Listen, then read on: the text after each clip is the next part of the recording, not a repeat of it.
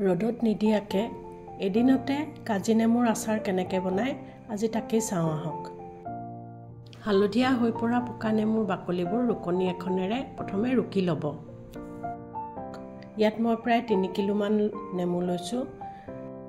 বেছি কেঁচা নেমু নল'ব, অলপ পকা হ'লে ভাল, আচাৰখিনি ধুনীয়া হয়। এতিয়া এটা ডাঙৰ কেৰাহীত পানী লৈ পানীখিনি উতলাই ল'ব। উতলা গৰম পানীখিনি অফ কৰি ল'ব জুইকুৰা। তাৰ পাছত তাতে অলপ সময় কাজি নেমুকেইটা ভিজাই থ'ব, প্ৰায় 1 ঘণ্টামান।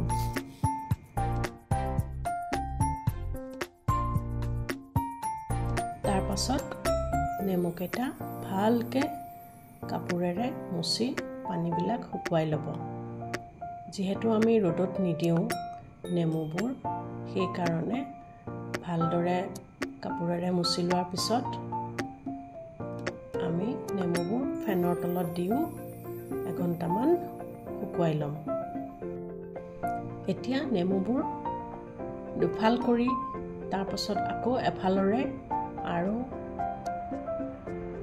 দুফাল কৰি তাৰ পৰা আপুনি 5-6 টুকুৰকৈ নেমু টুকুৰা কৰি ল'ব পাৰে আৰু নিজৰ ইচ্ছামতে ডাঙৰ টুকুৰাও কৰিব পাৰে বা সৰু সৰু টুকুৰাও কৰিব পাৰে। মই এটুকুৰ নেমুৰে প্ৰায় 5-6 ডোখৰকৈ কৰিছোঁ।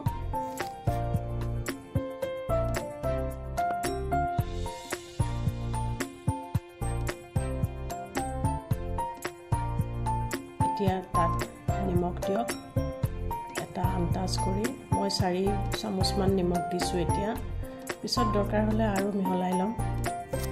এতিয়া সেইখিনি ভালকৈ নেমুৰ লগত মিহলাই ল'লোঁ। নিমখ সানি লোৱা নেমু টেঙাখিনি আমি এৰাতিৰ কাৰণে ঢাকন দি থৈ দিম। পিছদিনা আমি মছলাখিনি তৈয়াৰ কৰিম। প্ৰথমতে শুকান জলকীয়াখিনি অলপ ভাজি ল'ম। এতিয়া মছলাখিনি আমি তৈয়াৰ কৰি লওঁ। জিৰা 2 চামুচ,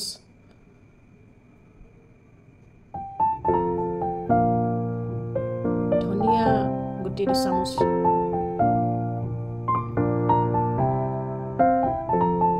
চফ 3-4 চামুচমান লৈছোঁ,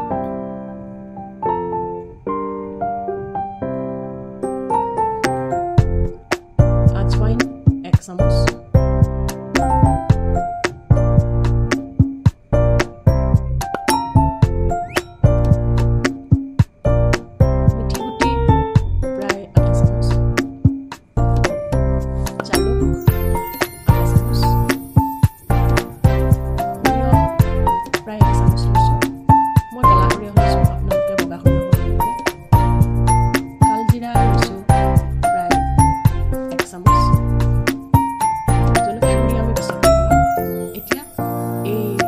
মছলাখিনি আমি ভাজি লওঁ।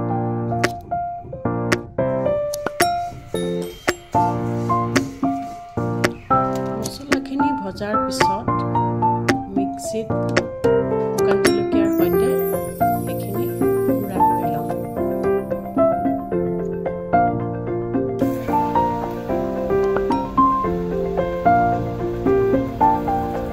এয়া সুন্দৰকৈ গুড়া হৈ গ'ল। বহুত বেছি মিহিও কৰিব নালাগে। মছলাখিনি আমি উলিয়াই ল'লোঁ। এতিয়া কেৰাহী এটাত তেল গৰম হ'বলৈ দি জলকীয়া আৰু পাঁচফোৰণ দি দিলোঁ আৰু তেলখিনি ঠাণ্ডা হ'বলৈ দিলোঁ। আগদিনা নিমখত ভিজাই থোৱা নেমুখিনি ডাঙৰ চৰিয়া এটাত উলিয়াই ল'লোঁ আৰু হালধি দি মিহলাই ল'লোঁ ভালকৈ। এতিয়া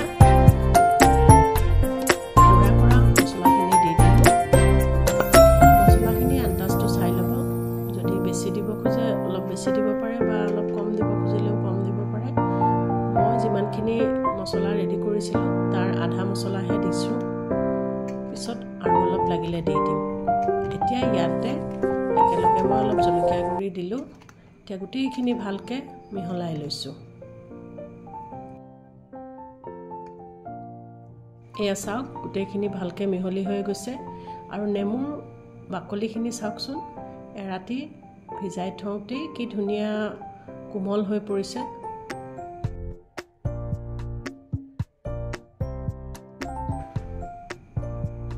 ইয়াৰ আগৰবাৰ এক টেমা বনাইছিলোঁ আচাৰ, এইখিনিহে ৰৈছেগৈ।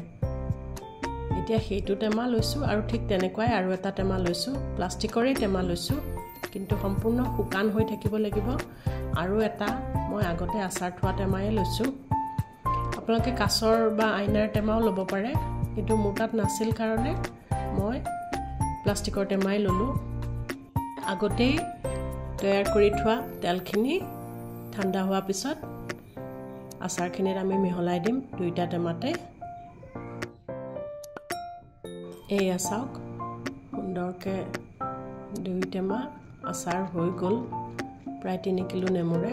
এতিয়া আমি দুইটা টেমাই ভালকৈ জোকাৰি ওপৰে তলে মিহলাই দিম, যাতে তেলখিনি গোটেই আচাৰখিনিতে লাগি যায়।